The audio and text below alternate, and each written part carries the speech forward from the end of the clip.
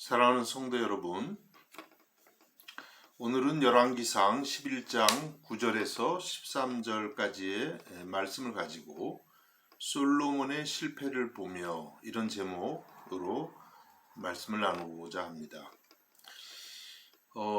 우리 인간이 동물과 달리 고귀한 점이 어떤 것이 있을까요? 이런 점에 대해서 생각해 보신 적이 있는지요? 여러 가지가 있을 것 같습니다. 예를 들면 우리 인간은 하나님을 예배하는 존재라는 점에서 동물과 다르다고 하겠습니다. 또 우리 인간은 하나님의 형상을 본받아서 도덕적인 존재라는 면에서도 다를 것 같습니다. 또 하나 오늘 본문과 관련해서 말씀을 드릴 수 있는 것은 우리 인간은 다른 동물들과 달리 과거와 현재와 미래를 동시에 생각할 수 있는 그런 존재라고 하는 것입니다. 다른 동물들은 그냥 현재만을 살아가고 본능대로 살아가지만 우리 인간은 과거를 생각하고 또 미래와 심지어 영혼까지도 생각하는 그런 존재입니다. 물론 미래는 사실상 우리의 손에 있지 않기 때문에 우리는 미래를 완전히 알 수는 없습니다. 그러나 지나간 과거를 생각하면서 또 미래를 위한 교훈을 얻을 수 있는 존재가 우리 인간입니다. 조금 어려운 말로 우리 인간은 역사의식을 가질 수 있는 그런 존재라는 것입니다. 역사를 살펴보면서 실패는 이제 반복하지 않도록 주의하고 또 성공은 우리의 본으로 삼아 가는 것입니다. 특별히 우리 성도들은 성경에 나오는 여러 가지 사건과 인물들을 살피면서 교훈을 얻을 수가 있습니다. 바로 그것이 또 성경이 기록된 목적 중에 하나이기도 합니다. 로마서 15장 4절에 이렇게 말씀합니다. 무엇이든지 전에 기록된 바는 우리의 교훈을 위하여 기록된 것이니 우리로 하여금 인내로 또는 성경의 위로로 소망을 가지게 함이니라. 성경이 기록된 목적을 여기서 서술하고 있습니다. 그것은 바로 오늘을 살아가는 우리의 교훈을 위해서 기록되었다. 이렇게 말씀하고 있습니다. 오늘 우리가 읽은 이 열왕기상 11장이 그렇습니다. 오늘 11장에는 솔로몬의 실패를 기록하고 있습니다. 또 그 이유는 바로 우리들이 이 말씀을 통해서 솔로몬이 한 실패를 반복하지 않도록 하기 위함인 것입니다. 그러면 오늘 이 본문을 통해서 다시 말씀드리면 솔로몬의 실패를 통해서 어떤 교훈을 얻을 수 있을까요? 첫 번째는 하나님 앞에서 초심을 잃어서는 안 된다는 교훈을 얻습니다. 오늘 본문 9절에 이렇게 말씀합니다. 솔로몬이 마음을 돌려 이스라엘의 하나님 여호와를 떠남으로 여호와께서 그에게 진노하시니라. 솔로몬이 마음을 돌려 이스라엘의 하나님 여호와를 떠남으로 여호와께서 진노하시니라.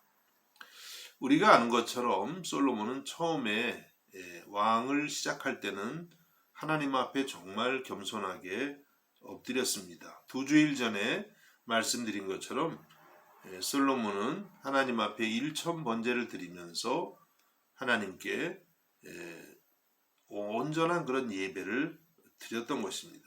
그 결과 하나님께서 많은 지혜를 주셨고 또 거기에다가 부와 또 명예도 주셨고 심지어는 넓은 마음까지도 선물로 주셨습니다. 이렇게 해서 나라가 부강해지고 솔로몬 자신도 많은 명성을 얻게 되었죠. 그런데 거기에서부터 이제 솔로몬은 점점 타락하게 되었습니다. 열왕기상 11장 3절에 이렇게 말씀합니다. 왕은 후궁이 700명이요 첩이 300명이라 그의 여인들이 왕의 마음을 돌아서게 하였더라. 솔로몬 왕은 후궁이 700명이고 첩이 300명, 1000명의 여인들을 거느리고 있었고 또 그 여인들은 성경을 보면 전부 다 이방에서 온 그런 여인들이었습니다. 또 그 여인들이 이스라엘을 올 때에 자기들 각각의 신들을 가지고 왔고 또 그 신들에게로 솔로몬의 마음을 돌아서게 했던 것입니다. 다시 말씀드리면 솔로몬이 왕을 시작할 때에 하나님 앞에 일천번제를 드렸던 그 초심을 잃고 말았던 것입니다. 여러분, 어떤 교훈을 여기서 우리가 받는 것입니까? 그것은 우리가 아무리 부해지고 또 그리고 명예를 얻을지라도 하나님 앞에서 가졌던 초심을 잃어서는 안 된다는 것이죠. 솔로몬은 열왕기상 3장 7절에서 이렇게 고백했었습니다. 나의 하나님 여호와여, 주께서 종의 아버지 다윗을 대신하여 왕이 되게 하셨사오나 종은 작은 아이라 출입할 줄을 알지 못하고. 얼마나 겸손한 고백입니까? 종은 작은 아이다. 이렇게 시작을 했는데 그만 이와 같은 초심을 잃고 말았던 것입니다. 어쩌면 오늘 우리 한국 교회와 또 저와 여러분을 포함해서 우리 한국의 성도들의 신앙이 초심을 많이 잃은 것은 아닌가, 이런 생각을 해봅니다. 저도 청년 때에 이제 교회에서 삼각산에 기도하러 많이 갔었습니다. 삼각산을 가면 여기저기서 기도 소리가 우렁차게 들리고 또 모여서 각 교회마다 찬송하는 소리들이 들렸습니다. 그래서 그 넓은 삼각산에서 기도할 수 있는 장소를 찾는 게 쉽지 않았던 그런 적이 있었습니다. 그때는 우리 한국 사회가 참 어렵고 가난할 때였습니다. 그런데 우리들이 먹고 살만하게 되면서부터 이제 그 간절함을 잃어버린 것은 아닌가, 이런 염려가 됩니다. 우리는 다시 한번 그 어려웠을 때 찾았던 그 하나님을 향한 간절함, 그 초심을 다시 회복해야만 되는 줄로 믿습니다. 어떻게 하면은 이 초심을 우리가 회복할 수 있을까요? 그것을 저는 첫사랑을 회복하는 것이라고 그렇게 말씀을 드리고 싶습니다. 요한계시록 2장 3절에서 5절까지 예수님께서 에베소 교회를 향해서 이렇게 말씀하십니다. 또 내가 참고 내 이름을 위하여 견디고 게으르지 아니한 것을 아노라. 그러나 너를 책망할 것이 있나니 너의 처음 사랑을 버렸노라. 그러므로 어디서 떨어졌는지를 생각하고 회개하여 처음 행위를 가지라. 만일 그리하지 아니하고 회개하지 아니하면 내가 네게 가서 내 촛대를 그 자리에서 옮기리라. 에베소 교회가 주님을 위해서 많은 인내를 했습니다. 그리고 또 게으르지 않았습니다. 열심을 냈습니다. 그러나 그럼에도 불구하고 주님으로부터 책망을 받았는데 그 책망의 내용이 바로 첫사랑을 버렸다는 것입니다. 이 말씀을 보면 우리가 아무리 열심히 교회를 봉사하고 또 일을 한다고 할지라도 주님을 향한 사랑이 빠진 모든 것은 주님 앞에 그렇게 기쁨이 되지 않는다는 것을 알 수 있습니다. 신앙생활을 오래 하다 보면 주님을 향한 사랑의 동기에서 일을 하는 것이 아니라 그저 습관과 형식을 따라 일하기가 쉽다는 것이죠. 그래서 우리는 늘 우리의 첫사랑의 시작인 예수님의 십자가를 향해 나아가야만 됩니다. 내 모든 죄를 대신해서 십자가에 달리시고 나를 죄와 사망에서 구원하기 위해서 죽기까지 하신 예수님의 그 십자가 앞으로 나갈 때에 우리 안에도 주님을 향한 참된 사랑이 샘솟듯 솟을 줄로 믿습니다. 여러분, 이 솔로몬의 실패를 보면서 여러분의 첫사랑, 여러분의 초심을 회복하는 이 시간이 될 수 있기를 주님의 이름으로 축복합니다. 그 다음 두 번째 솔로몬의 실패는 하나님의 계명을 가볍게 여겼다는 것입니다. 오늘 본문 9절에서 11절을 다시 읽습니다. 솔로몬이 마음을 돌려 이스라엘의 하나님 여호와를 떠남으로 여호와께서 그에게 진노하시니라. 여호와께서 일찍이 2번이나 그에게 나타나시고 이 일에 대하여 명령하사 다른 신을 따르지 말라 하셨으나 그가 여호와의 명령을 지키지 않았으므로 여호와께서 솔로몬에게 말씀하시되 내게 이런 일이 있었고 또 내가 내 언약과 내가 네게 명령한 법도를 지키지 아니하였으니 내가 반드시 이 나라를 내게서 빼앗아 내 신하에게 주리라. 말씀을 읽어드린 것처럼 하나님께서는 솔로몬에게 2번이나 나타나셨습니다. 왜 나타나셨겠습니까? 솔로몬이 부와 명예가 생기면서 많은 이방 여인들을 데리고 오면서 그의 마음이 하나님을 떠나기 시작했기 때문입니다. 또 다른 이방 신들을 섬기기 시작했기 때문인 것이죠.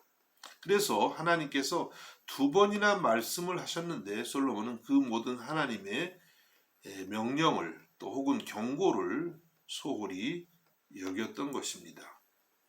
이것이 솔로몬의 실패의 원인이었습니다. 하나님께서 경고하실 때에 그것을 마음에 신중하게 받아들였어야만 했던 것이죠. 여러분, 하나님은 오늘도 저와 여러분에게 이렇게 때로는 경고하시기도 하십니다. 우리의 삶을 돌아보면 하나님께서 종종 우리를 책망하시고 또 경고하신 때가 있습니다. 하나님의 말씀을 통해서 혹은 어떤 사건을 통해서 사람을 통해서 때로는 꿈을 통해서도 하나님께서 우리에게 경고하시는 때가 있었던 것이죠. 그런데 우리들이 그 모든 경고들을 소홀히 여기게 될 때에 우리는 하나님을 떠나는 우를 범하게 되는 것입니다. 예수님이 잡히시던 날에 제자 베드로에게 이렇게 말씀하셨습니다. 마태복음 26장 34절입니다. 예수께서 이르시되 내가 진실로 내게 이르노니 오늘 밤 닭 울기 전에 내가 3번 나를 부인하리라. 예수님께서 베드로에게 오늘 밤 닭 울기 전에 3번 예수님을 부인하게 될 것이다, 이렇게 말씀하셨습니다. 이 말씀은 주님의 예언이기도 하고 또 한편으로는 베드로를 깨우려고 하는 그런 주님의 경고이기도 하셨습니다. 베드로가 어떻게 답을 했나요? 26장 35절에 마태복음 26장 35절에 이렇게 말씀합니다. 베드로가 이르되 내가 주와 함께 죽을지언정 주를 부인하지 않겠나이다 하고 모든 제자도 그와 같이 말하니라. 베드로는 주님의 말씀에 귀를 기울이지 않았습니다.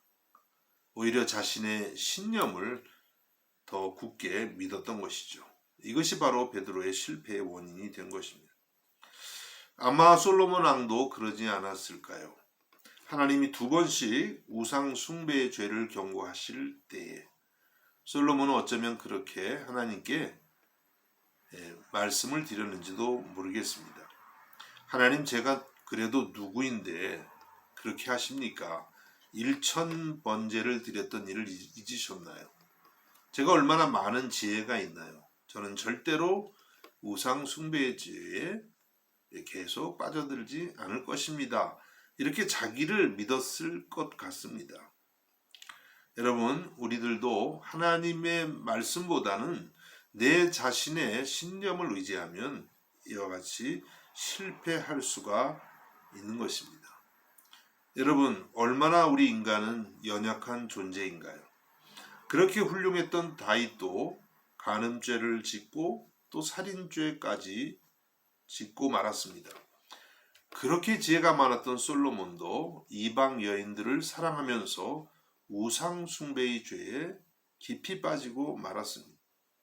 예수님의 수제자였던 베드로 역시 주님을 3번씩이나 부인하고 말았습니다.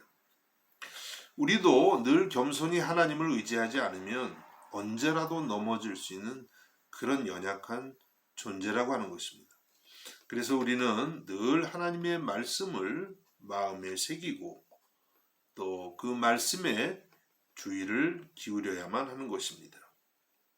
특히 우리는 오늘 이 솔로몬의 경우를 보면서 주님이 우리에게 주신 십계명을 늘 마음판에 새길 필요가 있겠습니다.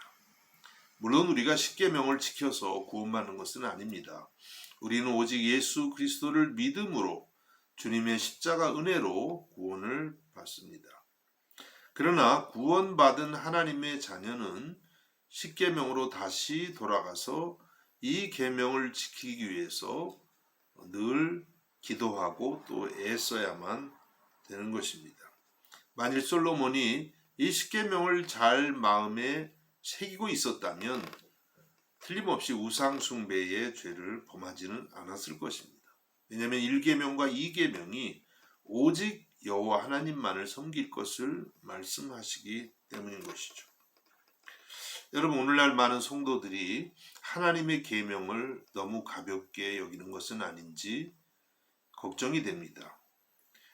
하나님의 은혜로 구원을 받았다는 것 때문에 하나님의 계명을 가볍게 여긴다면 우리들도 솔로몬과 같은 실패를 범하게 되고 말 것입니다. 늘 주의 말씀을 무겁게 여기면서 우리 자신을 주님의 말씀에 비추고 회개할 것은 회개하면서 주님의 말씀을 따라 살아갈 수 있기를 주님의 이름으로 축복합니다. 마지막 세 번째로 솔로몬의 실패는 아버지 다윗 왕의 본을 따르지 않았다는 것입니다. 오늘 본문 12절과 13절입니다. 그러나 내 아버지 다윗을 위하여 내 세대에는 이 일을 행하지 아니하고 내 아들의 손에서 빼앗으리라. 오직 내가 이 나라를 다 빼앗지 아니하고 내 종 다윗과 내가 택한 예루살렘을 위하여 한 지파를 내 아들에게 주리라 하셨더라. 네, 이 말씀을 보면 하나님이 다윗을 얼마나 좋아하시는지 알 수가 있습니다. 다윗 왕 때문에 이제 하나님께서 나라를 남북으로 이렇게 갈라지도록 허락하시는데 다윗 왕 때문에 아들 솔로몬 때에는 그런 일을 하지 않으시고 솔로몬의 아들, 그러니까 이제 르호보암 때부터 이렇게 하시겠다고 말씀을 하신 것입니다. 정말 하나님은 다윗을 좋아하셨습니다. 그런데 우리가 다윗을 보면 사실 다윗도 큰 죄를 범했던 사람입니다. 앞에도 잠깐 언급한 것처럼 정말 훌륭한 장수였던 우리아의 아내 밧세바를 간음하고 또 그 충신 우리아를 고의로 전쟁터 맨 앞에 나가게 해서 죽게 했던 사람이 다윗 왕이었습니다. 그런데 그럼에도 불구하고 하나님은 다윗을 훌륭한 그런 하나님의 종이라고 늘 말씀을 하셨습니다. 왜 그랬을까요? 그것은 다윗이 비록 이렇게 연약해서 죄를 범했지만 하나님의 말씀이 임했을 때에 철저하게 회개했던 그런 사람이었기 때문입니다. 시편 51편 5절에서 다윗이 밧세바를 범한 이후에 나단 선지자가 와서 그를 꾸짖었을 때 하나님 앞에 이렇게 회개합니다. 시편 51편 5절 말씀입니다. 내가 죄악 중에서 출생하였으며 어머니가 죄 중에서 나를 잉태하였나이다. 자신이 정말 머리끝부터 발끝까지 죄악으로 가득한 사람이라는 것을 느끼면서 하나님 앞에 몸부림치면서 회개하는 내용이 이 시편 51편의 내용인 것입니다. 이렇게 하나님 앞에서 회개하는 다윗이었기 때문에 비록 다윗도 죄를 지었지만 우상 숭배의 죄로 나아가지는 않았습니다. 그런데 솔로몬 왕은 어땠습니까? 솔로몬은 하나님께 책망을 받음에도 불구하고 회개하지 않았기 때문에 우상 숭배의 죄를 짓고 만 것입니다. 여러분, 그렇습니다. 우리는 누구나 다 죄를 지을 수밖에 없는 그런 연약한 존재입니다.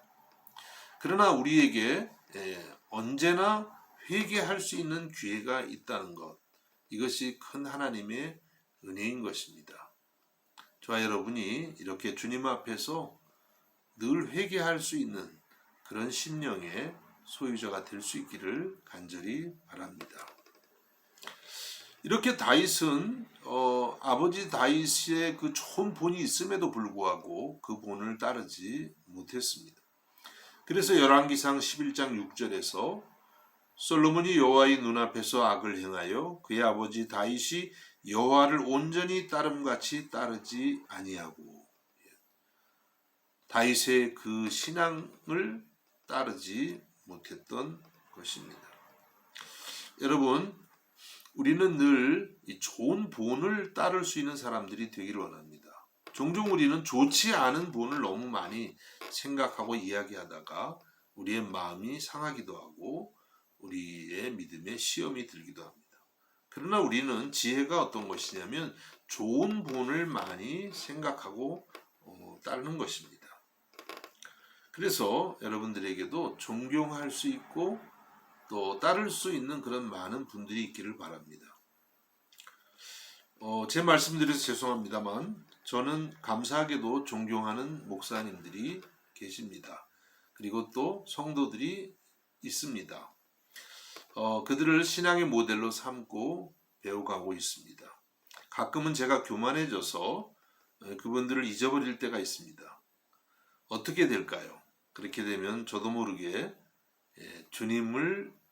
내 마음이 주님을 떠나는 것을 경험할 때가 있습니다. 여러분, 사람은 누구나 부족합니다. 그러나 둘러보면 우리가 존경할 수 있고 따를 수 있는 분들이 참 많이 있습니다. 그런 분들을 발견하시고 여러분의 믿음의 좋은 모델로 그렇게 삼기를 주님의 이름으로 축복합니다. 그런데 우리는 무엇보다도 우리 예수님을 우리의 본으로 삼아야만 될 것입니다. 그렇게 훌륭했던 다윗도 허물이 많았고 또 그렇게 지혜가 많았던 솔로몬 왕은 더 말할 것도 없었습니다. 그러나 우리 예수님은 완전하신 우리의 왕이 되십니다. 그래서 우리는 예수님을 온 마음으로 따를 수 있고 사랑할 수 있고 본으로 삼을 수가 있는 줄로 믿습니다. 왜 성경에 이렇게 실패한 모습들을 기록해 놓았을까요? 사울도 실패했고 솔로몬도 실패했고 다윗 왕도 중간에 실패했지만 그래도 마무리를 잘한 그런 왕이었습니다. 어쨌든 다윗도 실패가 많았던 왕입니다. 왜 이런 왕들의 실패를 기록했을까요? 그것은 그 실패를 보면서 완전하신 우리의 왕, 참되고 영원하신 왕이신 예수 그리스도를 우리에게 소개하고자 하는 것입니다. 그래서 우리는 이 실패한 왕들을 보면서 다시 한번 우리 주님을 바라보게 되는 것입니다. 여러분, 믿음 생활하면서 실망한 그런 사람들에게 실망한 일들이 많습니까? 예수님을 바라보라고 하는 주님의 뜻인 줄로 믿습니다. 주님을 바라볼 때에 언제나 기쁨이 있고 감사가 있고 만족이 있고 행복이 있을 줄로 믿습니다. 이와 같은 은혜가 있기를 주님의 이름으로 축복합니다. 기도하겠습니다. 예수님 감사합니다. 솔로몬의 실패를 보면서 또 오늘 우리의 삶을 위한 교훈을 얻습니다. 주님, 우리들도 어려웠을 때 주님을 붙들었던 그 초심을 잊지 않게 해주시고 늘 주님을 바라보면서 날마다 나아가는 저희가 되게 하여 주시옵소서. 우리의 신념이나 혹은 여러 가지 우리의 사상이나 가치관이 아니라 하나님의 말씀을 우리의 마음에 새기면서 그 말씀에 늘 순종하는 삶을 살게 하여 주옵소서. 예수님의 이름으로 기도하옵나이다. 아멘.